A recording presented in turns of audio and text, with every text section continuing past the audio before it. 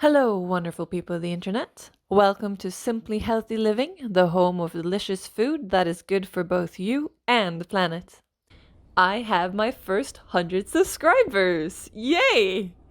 I know it isn't much compared to most creators, but I'm still very grateful that these 100 people decided they wanted to follow my work. So thank you to all of you. You are the best. As way of celebration, I will select someone from my subscribers who I will create a personalized recipe for. All you need to do to be in the running with, let's face it, not that many people, so very high chance of winning, is to be a subscriber and comment on this video with what you would like your new dish to be called. But no obscene profanities here, we're trying to be a family-friendly location. And you can also specify whether you want a dessert or dinner, as well as what type of flavors you like the very most, and I will incorporate that into the dish. I will also continue to do this for every new 100th up until 1,000, if I ever get that far. So if you don't get picked on this time around, you can hopefully get it the next time. Now for the other part of the celebration. This week's recipe, Norwegian waffles. And this recipe was from my grandmother, and they're super delicious and decadent. Perfect for special celebration days like today. Start by cracking 3 eggs into a bowl and beating them into eggedosis, so a fluffy, light, yellow, thick goodness, together with 1 deciliter of sugar.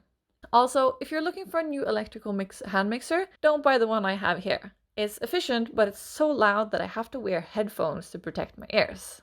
When your eggedosis is nice and light and you can make a figure 8 with the dripping from the mixer, gently mix 6 deciliters of milk of your choice and 1 deciliter melted butter or margarine with a whisk. When they are mixed in, take 2 deciliters of flour and mix in 1 teaspoon baking powder and 1 teaspoon cardamom so that they spread more easily through the batter. Add this gradually while mixing. Then add flour until the batter is thickened but can still run off the whisk. Here I am using a mix of plain flour and spelt flour to increase the fiber content while preserving the wonderful flavor. As I was mixing this in, a curious little cat came along, so you'll have to excuse his presence. When the flour has been incorporated, don't worry if you have a little bit of clumping, this will work itself out. It's time for the sour cream. What gives these waffles the slight acidity and amazing roundness of flavor is a lot of sour cream.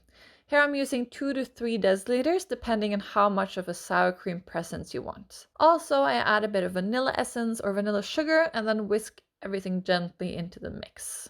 When you have a batter that looks pretty much like this, set aside to rest for 2 to 3 hours minimum.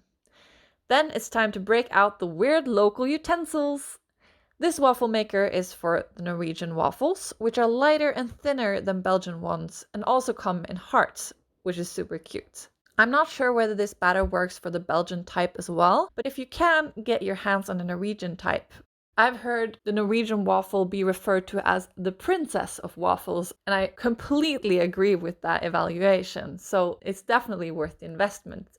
Start by adding a little bit of butter or margarine to the hot plate and melt before scooping in enough batter to make a small circle in the center like so. Press down and leave until they look golden, a bit like this, then repeat for the desired amount of waffles.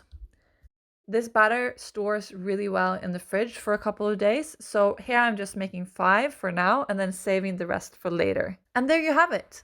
Very easy, but oh so delicious. And no Norwegian waffle is complete without brown cheese. But if you're not down with brown cheese, homemade jam and a bit more sour cream, or lemon and sugar are sure winners. If you want them healthified, you can replace the whole milk with soy milk or oat milk, the sour cream with Greek yogurt, the plain flour with whole wheat flour, and you can experiment with reducing the amount of melted butter. Now get cooking, enjoy, and take care!